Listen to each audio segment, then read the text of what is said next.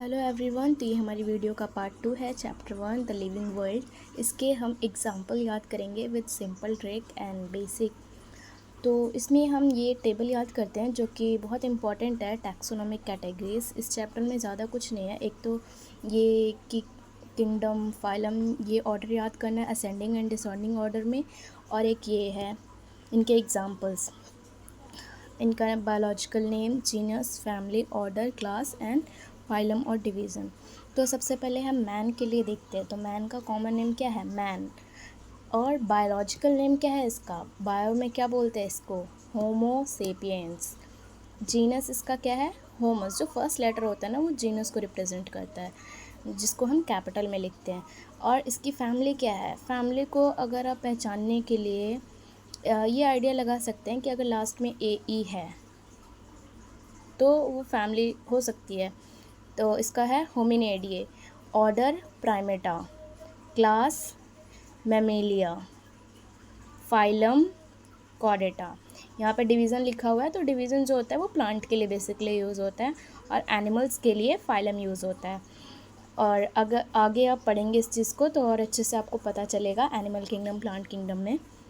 House fly, house fly के लिए biological name मस्का domestica, genus इसका मस्का, फैमिली इसकी मस्केडिए, ऑर्डर इसका Diptera, class insecta, phylum arthropoda. ये हमारी लार्जेस्ट फाइलम होती है। नेक्स्ट मैंगो के लिए, तो मैंगो एक प्लांट है, तो इसके लिए हम क्या यूज़ करेंगे फाइलम की जगह पे? डिवीज़न। तो इसका हम ऑर्डर में याद करने के लिए डिसेंडिंग ऑर्डर में पैड सैमी का हेल्प ले सकते हैं। जैसे पी से क्या आएगा? पी से हमारा आएगा किंगडम प्लांटे। ए से क्या आएगा? ए से हमारा आएगा डिवीज़न एंजियोस्पर्म। डी से क्या आएगा?